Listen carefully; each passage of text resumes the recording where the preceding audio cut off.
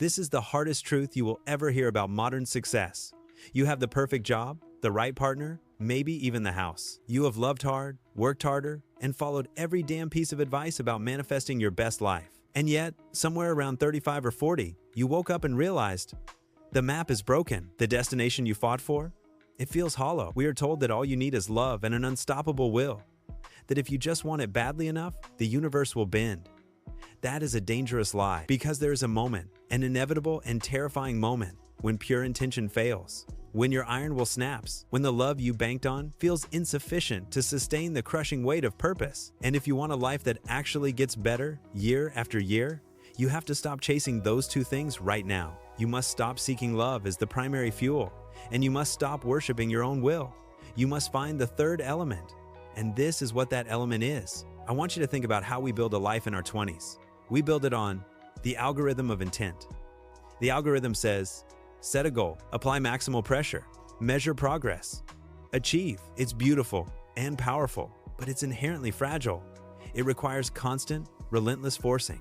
It makes sense when you are young. You need the job, you need the diploma, you need the partner. You need to carve an identity out of the chaos. But what happens when you've carved it? The moment you have the mortgage, the stable relationship, the established career, that algorithm flips from being your fuel to being your cage. We become enslaved to the map we drew when we were too young to know the territory. We spend decades trying to will our current life into being exactly what we intended it to be back then. And if anything deviates, if the promotion doesn't land, if the relationship shifts, if a life event slams you sideways, we feel like total failures. We are terrified of the path we didn't choose. We confuse control with happiness. We confuse intention with destiny. The vast majority of midlife unhappiness isn't rooted in a lack of love or a lack of success. It's rooted in the profound terror of realizing that the life you fought so hard for is merely the intended one, not necessarily the best one. And we are desperately trying to hold it together with the duct tape of pure willpower. It's exhausting. It's unsustainable. And frankly, it's arrogant. It assumes that your two-year-old self, who had no experience and zero wisdom, was qualified to design the entire rest of your journey. Stop lying to yourself. You are not meant to follow that map anymore. The great philosophical pivot, the necessary survival mechanism for high achievers who want to keep growing, is the understanding that the unplanned life is the better life. Let me tell you about the power of drift.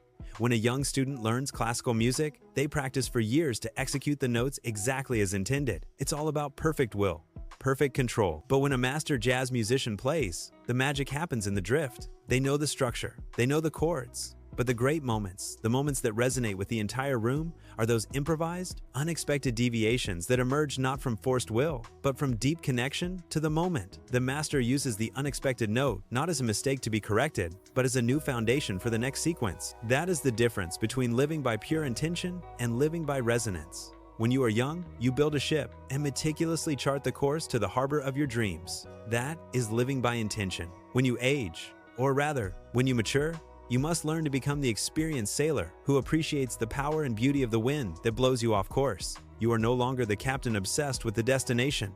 You are the navigator obsessed with the journey, finding beauty and meaning in the unexpected coastlines you encounter, the events that happen against your will, the sudden redundancy, the illness, the unexpected financial obligation, the relationship that teaches you a hard lesson. Those are the winds that push you toward deeper, truer ground. And if you fight them, if you cling to the desperate intention of the past, you break. So, where does that leave love? We are culturally obsessed with finding the one and believing that romantic love is the highest form of human connection and the ultimate solution to loneliness. But when we put love at the center of our aging life, we are essentially demanding that another person fulfills our ultimate existential need for meaning. We force our partner to be the destination, the anchor, the therapist, the life coach, and the entertainment. That's not love. That's emotional cannibalism. Love is a foundational good, essential for human thriving, but it is a support structure, not the ultimate purpose. You must replace the pursuit of being loved with something far more robust, far more powerful, and far more necessary for high-level existence. You must replace it with contribution. This is the great pivot. It is the core concept that shifts your life from constant effort to exponential meaning. When we are young, we are in the mode of acquisition. We acquire skills, money, experiences, partners, and crucially love.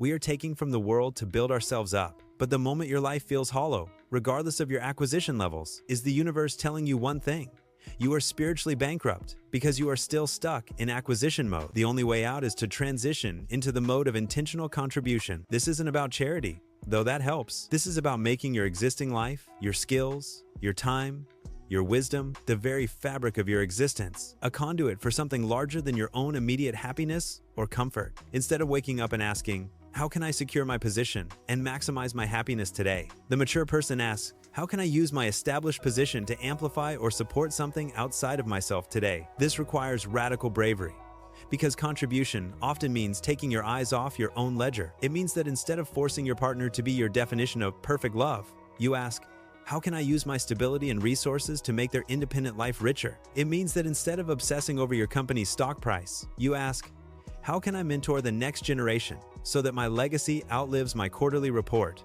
The moment you shift from seeking love and validation to being the source of meaningful impact, two things happen immediately. First, the crushing pressure on your relationships dissipates. When you are contributing to a larger world, you no longer require your partner to be the complete, sole source of your meaning. They can just be a person, and your love can be lighter, purer, and stronger. Second, your failures stop hurting as much.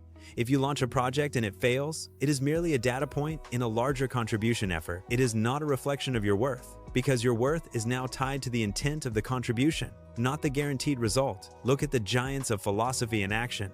They did not achieve greatness by prioritizing their personal happiness or chasing the perfect love story. They achieved it by dedicating their lives to a problem, a cause, or an idea that transcended their own ego.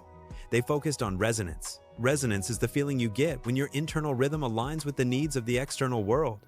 It is the opposite of intention. Intention is forcing your will onto the world. Resonance is listening deeply to the world and adjusting your flow to match its needs. This is the replacement for love that will sustain you. It's not a person. It's not a destination. It is the active, intentional choice to make your life a powerful source of meaningful impact, allowing the unplanned winds of life to carry you to unexpected, far more fruitful shores. Stop trying to love your life into perfection. Stop trying to will your way to fulfillment.